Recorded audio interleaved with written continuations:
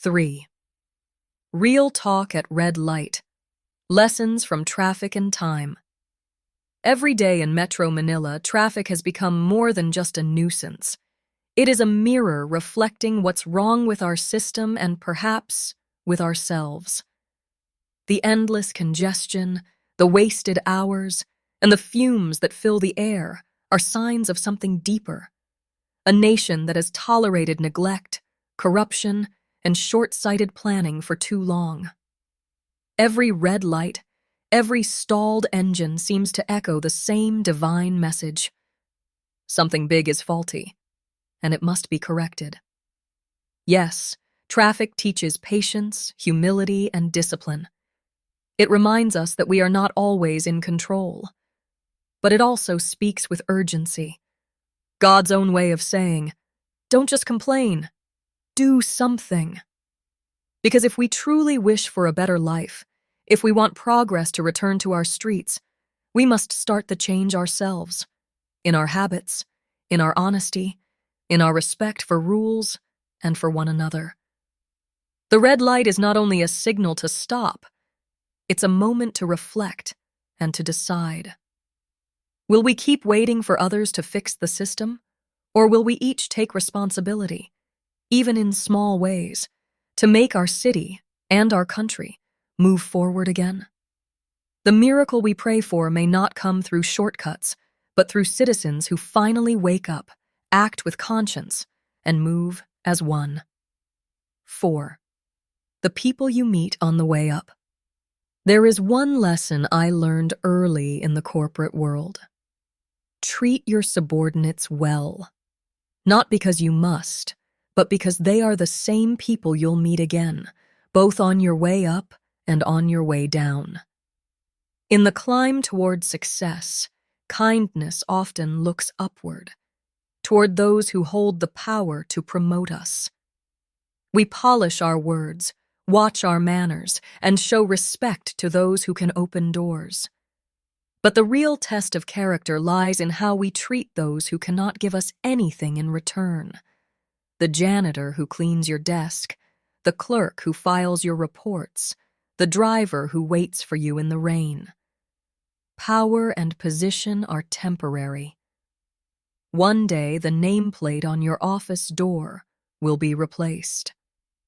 The people you once commanded may rise, and the people you once ignored may hold the chair you used to occupy. Life has a way of turning the wheel. When that happens, what will remain is not your title, but the memory you leave in the hearts of those who worked with you. Were you the kind who lifted others as you rose, or the kind who looked down from above? Success often blinds us to the truth that leadership is not about being served, but about serving. The way you treat people when you have nothing to gain from them reveals who you truly are. It is easy to be polite when the world is watching. It takes grace to be kind when no one notices. Respect given when no one is watching is the truest kind. Because when life's wheel turns, as it surely will, it is that quiet respect that catches you softly. Titles fade, offices change, but character endures. And in the end, the people you meet on the way up will remember not your power, but your kindness. The one legacy that never falls with you, but rises with your name. 5. Letting go of who I was. There comes a time when we must make peace with our own story. Not the story others tell about us, but the one we quietly live when no one is watching. Many people find it hard to move on, not because they failed, but because they once succeeded. They keep polishing the trophies of the past, replaying the applause, and reminding others of what they once were. I was the president. I was the chairman. I built that company, but titles fade. Positions pass. Even buildings and legacies crumble. And sometimes, the person we proudly introduce ourselves to has carried an even heavier crown.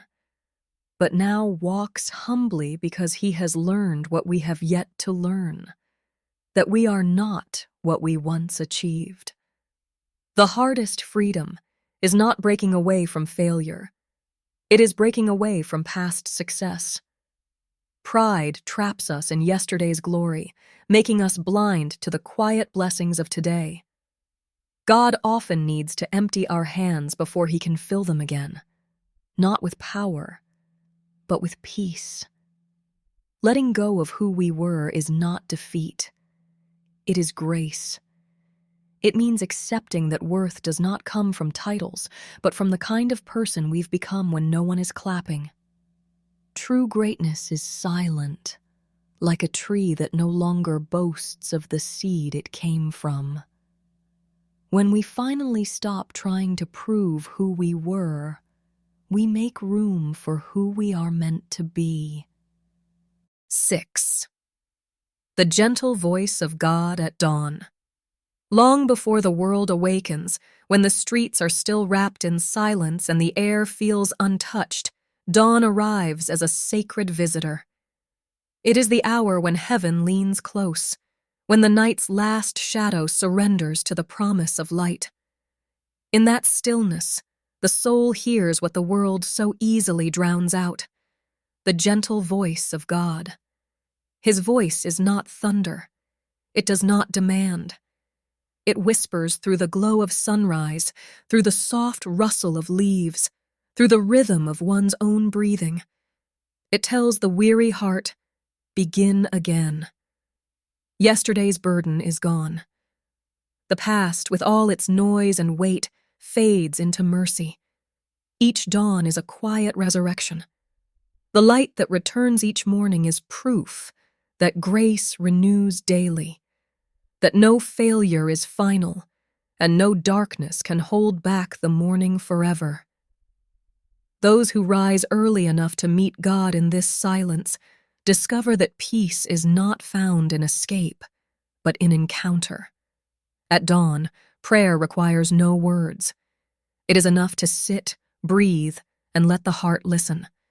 For in that moment between night and day, the Creator speaks again to his creation, not with commands, but with compassion. And in that gentle light we remember, every new day is a gift, and every sunrise is God's way of saying, I am still here, and so are you. Reflection. Prompts. Grace in the everyday. When was the last time I paused long enough to feel grateful for something small? What red light in my life might be God's way of redirecting me? How can I turn my daily routines, eating, driving, working, into quiet prayers?